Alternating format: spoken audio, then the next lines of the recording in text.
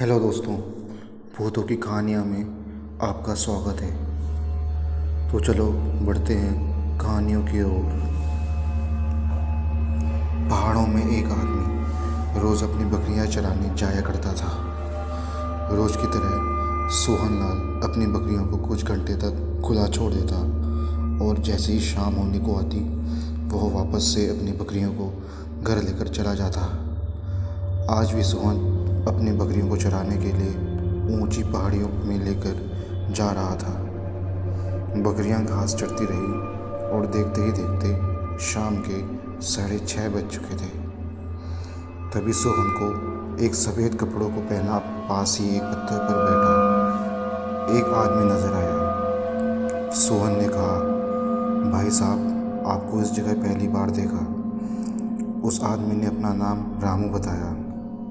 रामू ने कहा, मैं पास वाले गांव में रहता हूं और यहां रोज़ आता हूं। तो सोहन बोला, मैं आपको यहां पहली बार देखा हूं क्योंकि आप तो कभी दिखाई नहीं दिए। तो वो आदमी मुस्कुराते हुए बोला कि मैं अपनी मर्जी से ही लोगों को दिखता हूं। ये बात सुनकर सोहनलाल को ज़रा अजीब लगा, लेकिन उसने ज़्यादा ध्यान न देते हुए उससे अलविदा ली और अपनी बकरियां लेकर घर चला गया।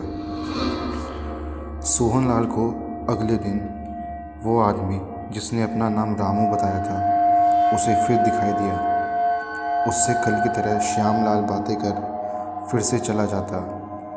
अब वो आदमी रोज़ रोज़ उससे मिलता और बातें करने लगता। रोज़ की तरह एक दिन उस आदमी ने सोहनलाल को अपनी असलियत बताते हुए कहा कि मैं एक प्रेत हूँ और अगर ये बात तूने किसी को भी बताई तो मैं तुझे मार डालूँगा। श्यामलाल को घबराते थे उस प्रेत ने कहा कि तू चिंता मत कर, मैं तुझसे बहुत खुश हूँ क्योंकि तू पहला इंसान है जिसने मुझसे बात करी है। उस प्रेत ने 10 रुपये का नोट सोहनलाल को देते हुए कहा कि इस 10 रुपये के नोट की एक खासियत यह है कि जब तू इसे खर्च करेगा तो ये नोट वापस से तेरी जेब में मिलेगा, लेकिन जिस दिन तूने इसका जिक्र किसी से भी किया तो ये नोट गायब हो जाएगा। उस दिन के बाद से वो प्रेत सोहन को फिर कभी नहीं दिखा।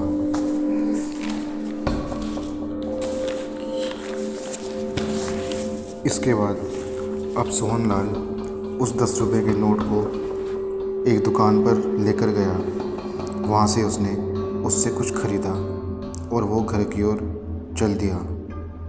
रात को सोते समय वो 10 रुपये का नोट सोहनलाल की जेब में पड़ा मिला। अब सोहन उससे जब भी सामान खरीदता तो वह नोट वापस से उसकी जेब में पड़ा मिलता। देखते ही देखते सोहन बहुत अमीर हो गया।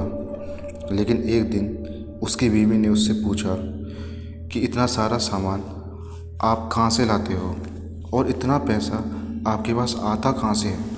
तो सोहन ने कहा कि तुम आम खाओ, पेड़ गिरने की ज़रूरत नहीं। मैं तुम्हें ये नहीं बता सकता। लेकिन उसकी बीवी तो मानो कि उसके पीछे ही पड़ गई। लेकिन आखिर सोहन ने वो 10 रुपये का राज उगल लिया। अगले दिन वो 10 रुपये का नोट सोहन के जेब से गायब मिला। अब वो कोई सामान नहीं जुटा पाया और वो देखते ही देखते गरीब हो गया। तो दोस्तों, बढ़ते हैं अपनी दूसरी कहानी की ओर।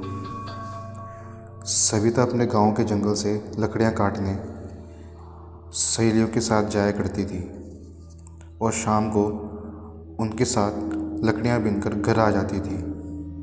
एक रोज़ सहेलियों के साथ लकड़ियां लेने गई थी, लेकिन उसे थोड़ा समय उसकी बाकी सहेलियां आगे की ओर बढ़ गई थी।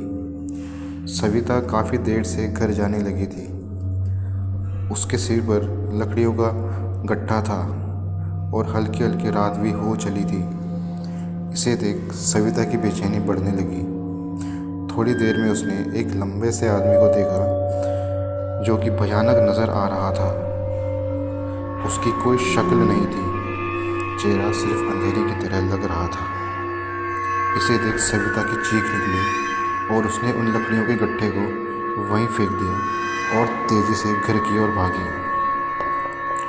वो भी उसका पीछा करने लगा था, लेकिन भगवान की कृपा से वो अपने घर तक पहुंच गई। लेकिन अगले दिन उसे तेज़ बुखार आया था और उस दिन से वो अकेले कभी लकड़ियाँ बीनने जंगल नहीं गई। तो दोस्तों, ये था छोटा सा किस्सा। अब मैं आपको ले चलता हूँ अपनी अगली कहानी की तरफ। तो आइए सुनते हैं। एक लकड़हारा अपने साथ लकड़ियाँ लेकर जंगल से घर की ओर लौट रहा था कि तभी उसे एक पेड़ पर एक आदमी लटका हुआ मिला। ये देख उस लकड़हारे की जान हलक में आ गई। वो डरा इसलिए क्योंकि उसके पैर इतने ही लंबे थे कि सीधा उस पेड़ की ऊंची टहनियों को छू रहे थे।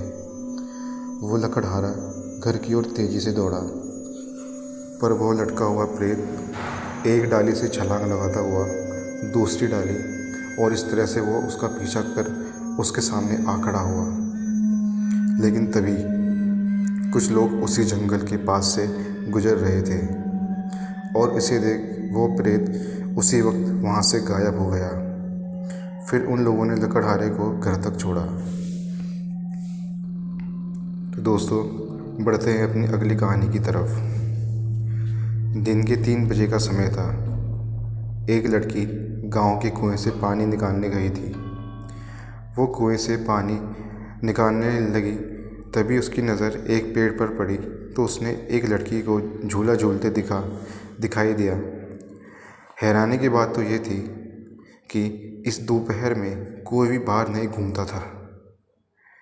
ये सब बातें सुनीता सोच ही रही थी कि तभी उसे झूला झूलती लड़की ने इशारे से सुनीता को अपने पास बुलाया। दिखने में दोनों एक ही उम्र की सी लग रही थी। सुनीता उसके पास गई और बोली, तुम्हारा क्या नाम है? तो लड़की ने अपना नाम रमा बताया। उस दिन से दोनों की अच्छी दोस्ती हो गई। अब रोज़ की तरह सुनीता उसी समय पानी भरने जाती और कुछ देर तक रमा के साथ वक्त बिताती। उसके बाद दोनों में अच्छी दोस्ती हो गई थी। रमा से पूछते हुए सुनीता ने कहा कि तुम्हारा घर कहाँ है? तो उसने जवाब दिया कि मैं सालों से इसी झूले पर रहती हूँ। फिर सुनीता अपने घर चली गई। आज सुनीता अपने घर देर से गई थी और उसकी माँ ने उससे पूछा कि इतनी देर तुमने कहाँ लगा दी? तो उसने बताया कि कोई रमा नाम की लड़की है जिसके साथ वो बात करती है। उसकी माँ से ये सुन वो भौंचक्की रह गई और अपने पति से इस बात का जिक्र किया। तो उसके पति ने बताया कि वो तो 4 साल पहले ही उस कुएं में गिरने से मर चुकी थी, तो वो सुनीता को आखिर कैसे दिख सकती है। तभी सुनीता के घर वालों ने गांव के जाने माने पंडित से संपर्क करा और उसे सारी बातें बताई। तो पंडित ने बताया कि हमें उस कुएं की पूजा करनी होगी। पंडित जी ने अगले ही दिन कुएं की पूजा करी। उस दिन के बाद से वो लड़की सुनीता को कभी नज़र नहीं आई। शायद उसे शांति मिल चुकी थी। दोस्तों, बढ़ते हैं अपनी अगली कहानी की ओर। हरिया गांव का एक छोटा सा किसान था जो घंटों खेत पर बिताकर मेहनत करता था। फसलों की कटाई का समय चल रहा था। एक रोज़ की तरह हरिया फसल काट रहा था। फसल काटते काटते कब शाम हो गई और शाम से कब रात हो गई पता ही नहीं चला। काम पूरा करके खेत से आ रहा था, इतने में एक आदमी उसके पीछे से आया और उसे पीछे से उसका नाम लेकर पुकारने लगा। हरिया ने उस आदमी को देखा तो दिखने में वो एक साधारण सा किसान ही लग रहा था। हरिया ने उससे पूछा, क्या तुम भी किसान हो? तो उस आदमी ने कहा कि हाँ भाई साहब, तुम्हारे खेत से कुछ खेतों के पार मेरा खेत है और अभी फसल काट के मैं वहीं से आ रहा हूँ। दोनों बातें करते हुए अभी चल ही रहे थे कि तभी हरिया की दरांती नीचे गिर गई। हरिया जैसे ही उस दरांती को उठाने नीचे झुका तो उसने देखा कि कि उस आदमी के पैर तो थे ही नहीं। वो डरने लगा और भागने लगा कि तभी उस आदमी की हंसने की आवाज़ आई और वो गायब हो गया। तो दोस्तों, ये थी आज की भूतों की कहानियाँ। उम्मीद है कि आपको ये कहानियाँ पसंद आई होंगी। अगर आप इस चैनल पर नए हैं तो कृपया सब्सक्राइब करें। तो मिलते हैं अपने अगली कहानी में। धन्यवाद।